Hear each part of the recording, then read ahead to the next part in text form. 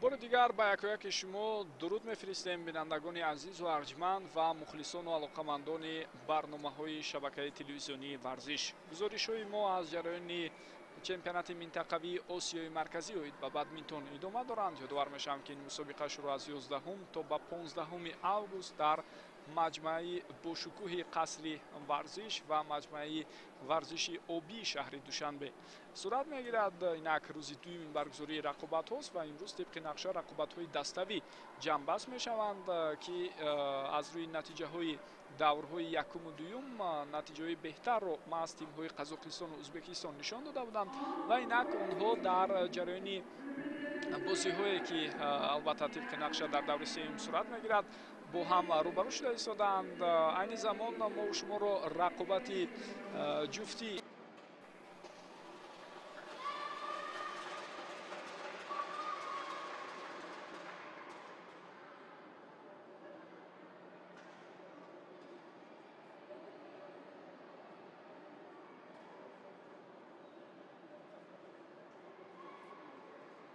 شد و حساب عمومی 1-2 است با فایده دسته ازبکستان. اونها این زمان پیش رفتند. خب غیر از این بازی باز ما و شما را بعدا رقابت دریا بریدکووا با همراهی مریم اسلیانова از هیئت قزاقستان بر مقابل دیانا гарамова و مسلمانبانو سултонқулова از هیئت ازبکستان انتظار است که آن رقابت پنجم به حساب می رود. چطور میبینید در رقابت های دستوی هم رقابت های جفتی آمیخته، هم رقابت های انفرادی بین پسران بین دختران و بعدا باز رقابت های جفتی بین پسران و بین دختران برگزار می شود و نتیجه عمومی همین 5 بازی به اعتبار گرفته می شود که غالب معین گردد. اینجا حساب های گوناگون شدنش ممکن شروع از 5-0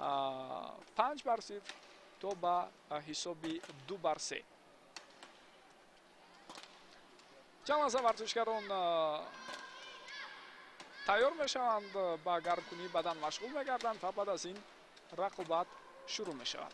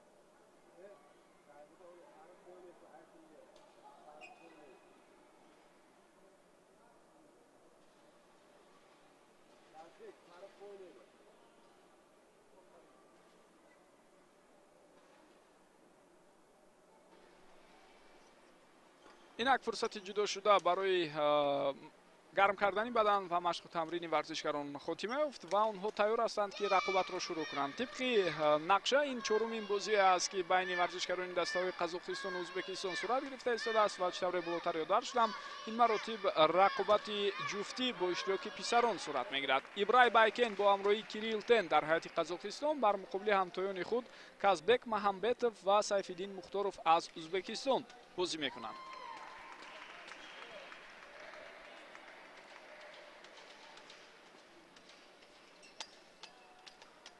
нагуфта намонад ки бинандагони гиромӣ дар ҷараёни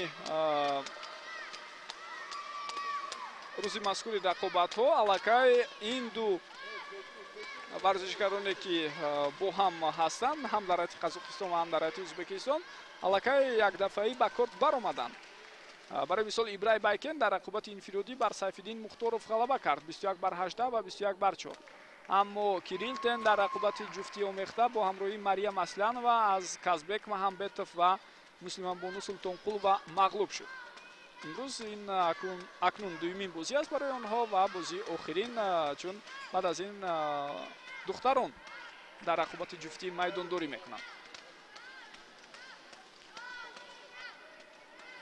зуд имтиёзҳоро аз худ карда истоданд варзишгарони ҳар ду даста ва чӣ тавре мебинед инҷо ҳисоб 4 бар 2 мешавад. зимни ба қайд гирифтани ҳисоб хато сурат гирифт. бале, акнун бояд он ислоҳ шавад. имтиёзи қаблиро варзишгарони Қазоқистон ба даст оварда буданд. 4 бар 2, бале.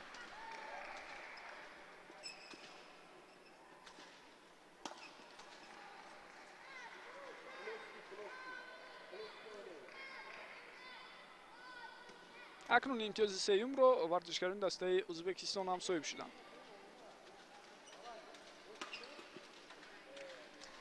Кирилл Тен дар иҷрои янамин гуна зарбаҳо хеле маҳорати хоса дорад. мо дирӯз ҳам зимни гузоришҳои худ ин чизро ишора карда будем, махсусан дар бозиҳо бар муқобили варзишгарони мо ӯ ин сифати ҳунарнамоии хуби худро бисёр зебову диданӣ нишон дод дар корт.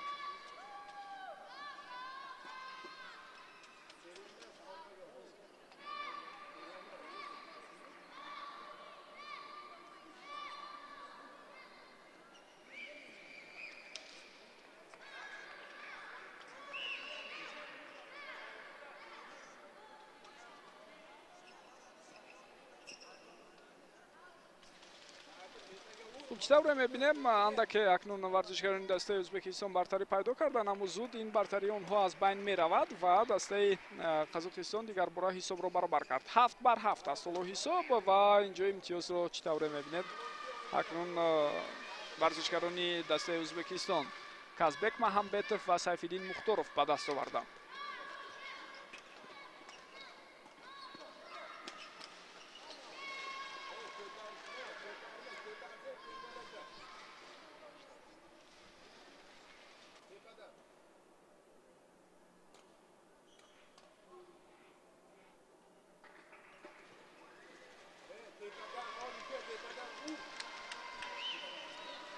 аз натиҷаҳое ки ин варзишгарон дирӯз дар рақобатҳои худ доштанд ва умуман бозиҳое ки анҷом доданд, ман болотар гуфта будам ва танҳо ёдовар мешавам ки дар рақобатҳои ҷуфтӣ ҳам иштироки онҳо бисёр хуб ба назар расид. аз ҷумла Ибрай Байкен ва Кирилл Тен дар рақобат бо ҳамтоёни худ аз Қирғизистон 21 бар 10, 21 бар 8 ғалаба карданд ва баъдан дар бозӣ бо варзишгарони мо барои рӯшанӣ андохтан ба ҳолати қаблӣ биёед такрори ҳамон ҳолатро бубинем. инҷо сол дар бораи ҳамин ҳолат аст ки оё туп дар дохил буд ё берун. ва аз рӯи оне ки довари канорӣ нишон дода истодааст, туп дар дохил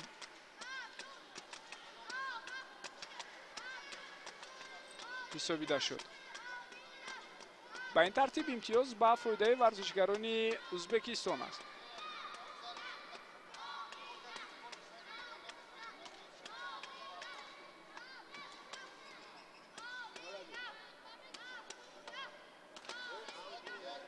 ва ҳисоб ба ин тартиб акнун 9-11 мешавад. ин дафъа андаке хато сурат гирифта аз ҷониби варзишгарони дастаи Қазоқистон. дар натиҷа бартарии худро нигоҳ доштанд ҳарифони онҳо ва ба таймаут онҳо тавре мебинем бо бартарии худ бо ҳисоби 9-11 мебаранд.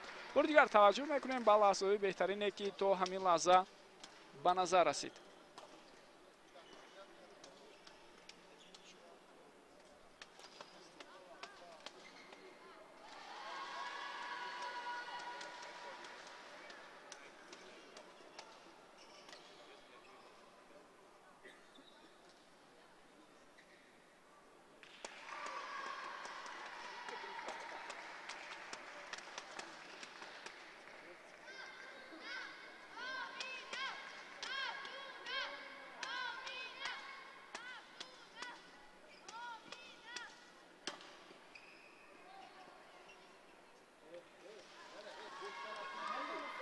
аут ва чӣ тавре мебинед акнун ҳисоб 10-11 мешавад. хуб, ғайр аз бозиҳое ки болотар ёдовар шудам дар рақобатҳои ҷуфтӣ анҷом додаи Кирилл Тен ва Ибрай Байкен, боз ҳарифони онҳо ҳам дирӯз ҳунарнамоӣ карда буданд.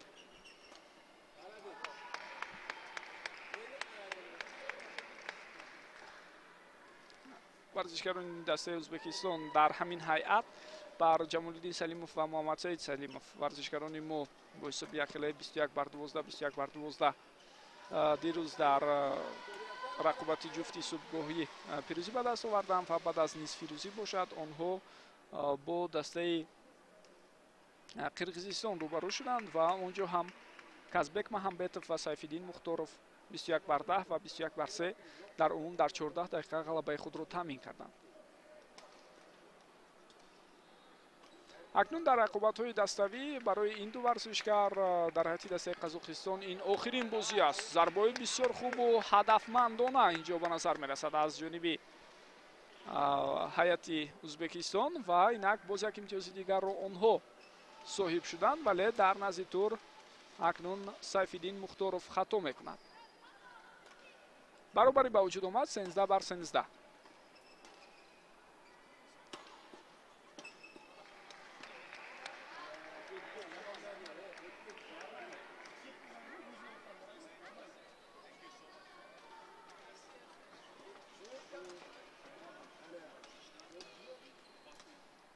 боз ҳам зуд ҳисоб баробар шуда истодааст баъд аз он ки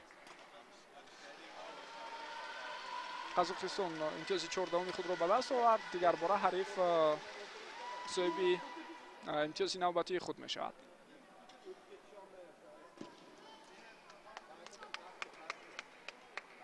ва ба ин тартиб боз ҳам ба навбат варзишгарон имтиёзҳои 15 худро соҳиб шуда истоданд.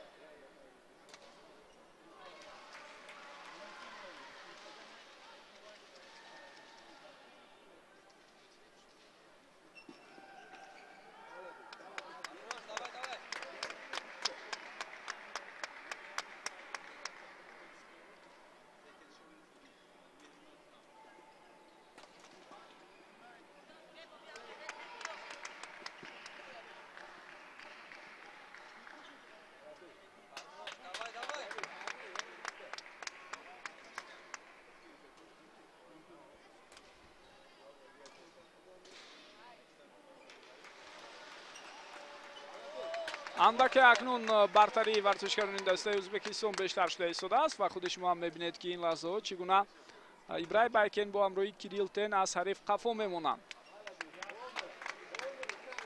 ҳисоб 15-20 шуд ба ин тартиб ва як қадами дигар боқӣ мондааст то ин ки сети якумро бо ғалаба ҷамъбаст кунанд варзишгарони дастаи ӯзбекистон, аммо ҳангоми ҷои партофти худ ба хато роҳ медиҳад Сайфиддин Мухторов.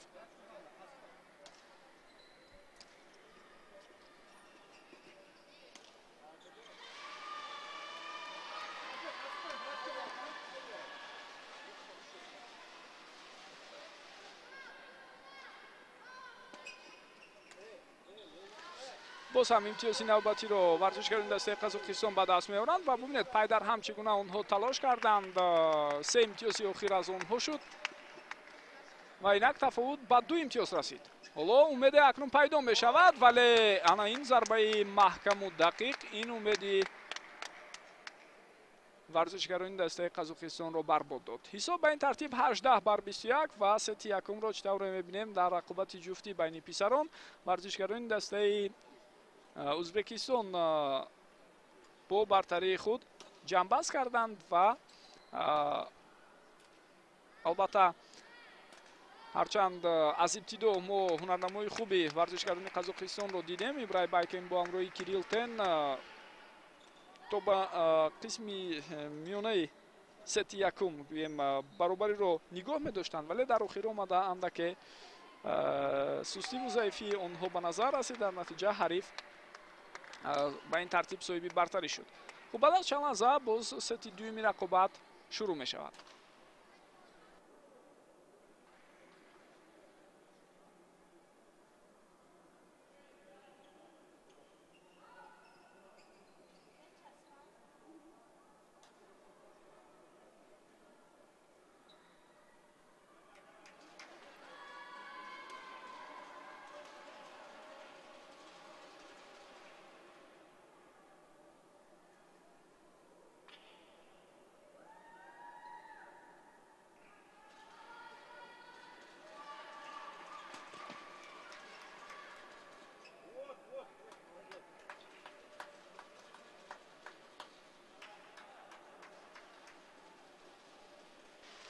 имтиёзи нахустини сети дуюми рақобатро чӣ тавре дидед варзишгарони Қазоқистон ба даст оварданд.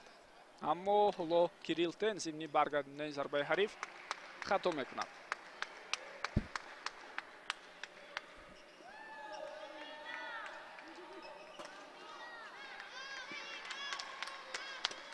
хуб, ҳоло дар корти якум ки бинандагони гиромӣ болотар ба шумо иттилоъ додам, дастаи Тоҷикистон бо Қирғизистон бозӣ мекарданд, рақобатҳо ҷамъбаст шуданд ва варзишгарони мо дар умум тавонистанд пирӯзии худро ба қайд гиранд бар муқобили ҳамтоёни худ аз Қирғизистон. Ба ин тартиб дар рақобатҳои даставӣ акнун мутмаинан метавонем бигӯем ки ҳайати Тоҷикистон тавонист соҳиби ҷои сеюм ва медали биринҷии рақобатҳо шавад. аммо ҳоло дар финал кӣ комёб мешавад ва кадом даста ғалабаро ба даст меорад номуайян боқӣ мемонад. ғайр аз ин бозӣ ки бо иштироки Ибрай Байкен ва Кирилл Тен мо шумо дида истодаем аз ҳайати Қазоқистон бар зидди Казбек Маҳамбетов ва Сайфиддин Мухторов аз Ӯзбекистон, боз як рақобати дигар мо шуморо дар пеш интизор аст.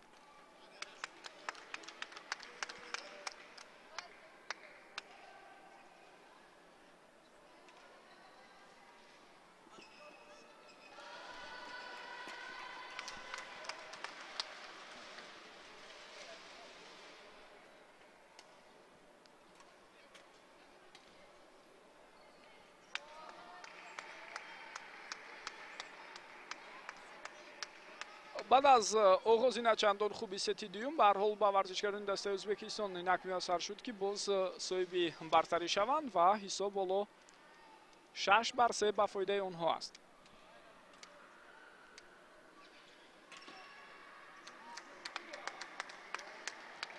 боз ҳам аут ба қайд гирифта мешавад ва имтиёзи ҳафтумро варзишгарони ӯзбек ба даст оварданд.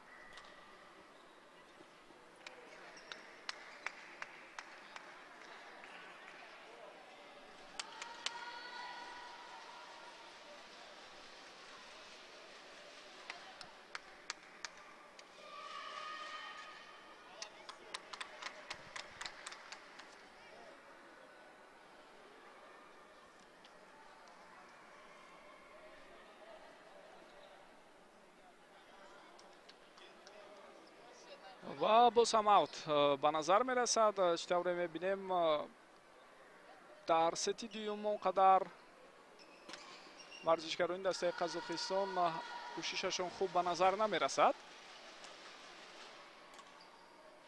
هرچند اینک باز یک امتیاز دیگر به دست آوردند ولی زود حریف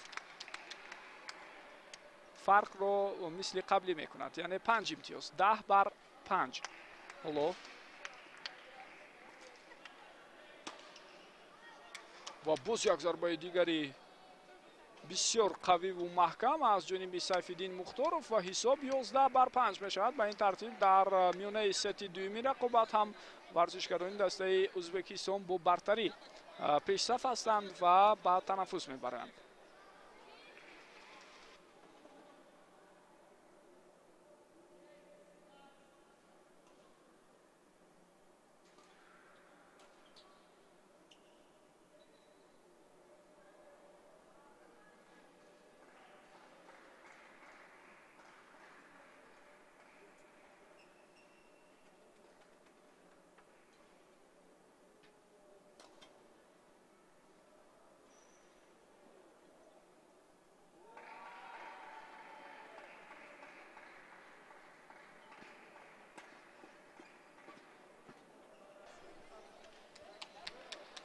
خوب بینندگان گرامی، حالا باز هم ورزشکاران جای خود رو اشغال کردن و رقابت ادامه می‌یابد. من میخواستم به سمع شما باز یک اطلاع دیگر رو برسونم که هیئت دسته تاجیکستان تحت رهبری مربی عبدالرحیمov علیشیر که سرمربی دسته تاجیکستان اوید و بدمینتون است در مسابقه مذکور توانستند در بازی که گفتن در دور سوم صورت گرفت و بر مقابل همتایان خود از قرقیزستان بازی کردند با حساب عمومی 5 بر 0 ظفر یابند و این معنای آن را دارد که ما در رقابت‌های دسته‌ای اکنون دقیقاً صاحب جای سوم و مدال برنجی شدیم. و این لحظه بسیار زیبا حرکت میکند سیفالدین مختارов، اما در این لحظه اکنون کازبек محمبетов و سیفالدین مختارов اندک به هم دیگر خلل رساندند. به هر حال برتری ورزشکارانی دسته ازبکستان دوام دارد در جریان ست دوم و باید بگویم که بینندگان گرامی این بازی میتواند غلبه عمومی دسته ازبکستان رو هم تامین کند.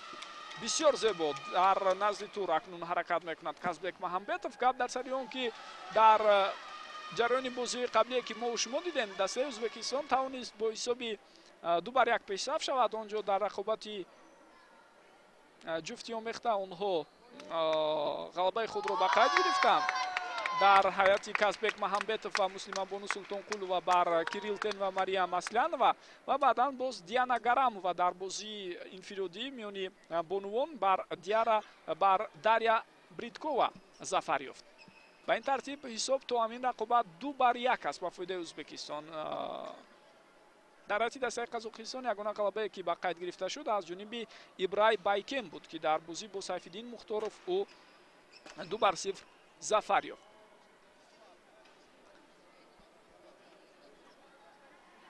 حالا چطور میبینیم حساب 15 بر 9 است با فایده تیم ازبکستان و این جریان ست دومی رقابتی آنها سیفالدین مختارov بسیار خوب حرکت میکند اینجا. ببینید چون منطقه آزاد مونده رو دید و پای برد، زود یک ضربه هدفمندانه او به نظر رسید که در نتیجه ما و شما دیدیم با خزینه دستش یک امتیاز دیگر را ضم کرد.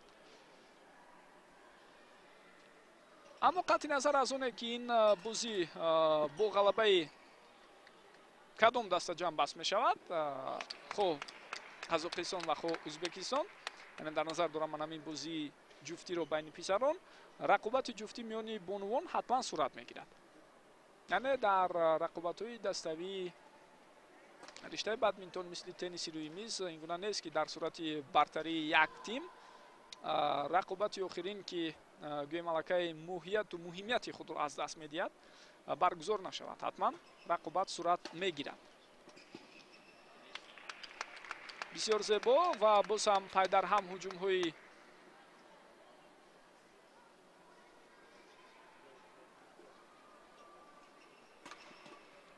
سیفالدین مختارov به نظر می رسد و خودی ورزشکاران دسته قزاقستان هم در این گونه موردها علاقه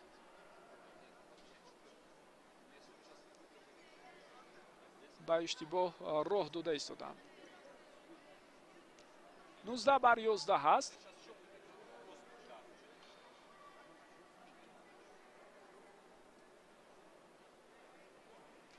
боз як хатои дигар аз сӯи Кирилл Тен. ин дафъа акнун ҳангоми партофти тӯб дар назди тур.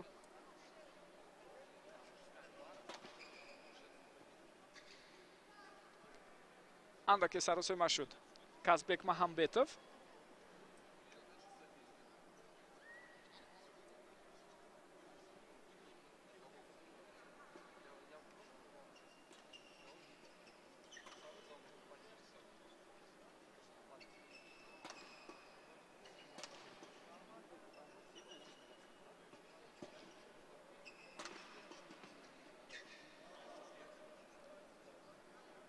хуб, бо ҳамин бинандагони гиромӣ ҷамъбаст шуд сети дуюми рақобат ҳам ҳисоби умумӣ 21 бар 13 ба фоидаи варзишгарони дастаи ӯзбекистон шуд. дар сети дуюм онҳо дар сети якум тавониста буданд бо ҳисоби 18 бар 21 ғалаба кунанд. ин дафъа бошад бо ҳисоби 13 бар 21 ва ҳисоби умумӣ 2 бар 0 дар ҷараёни сети мазкур дар ҷараёни рақобати мазкур мешавад ва ҳисоби умумии рақобати даставии тимҳои Қазоқистону Ӯзбекистон бошад. ба ин тартиб 3 бар 1 шуд. ба ин маъное онро дорад ки акнун расман Ӯзбекистон дар рақобатҳои даставӣ дар мусобиқаи чемпионати минтақавии Осияи марказӣ оид ба бадминтон байни наврасони то 17 сола зафар ёфт. Қазоқистон ҷои дуюмро гирифт. аммо қатъи назар аз ин мо шуморо боз як бозии дигар бо иштироки бонувон дар рақобатҳои ҷуфтӣ интизор аст ки баъд аз чанд лаҳза ҷараёни ин бозиро ҳам пешниҳоди шумо мекунем. ва ҳамзамон бо ин бояд бигӯям ки ҳайати дастаи Тоҷикистон ҳам имрӯз ҳунарнамои хуб нишон дод. бозӣ барои ҷои сеюмро онҳо бо ғалаба ҷамъбаст карданд. ҳамтоини худ аз Қирғизистонро бо ҳисоби калони 5 бар 0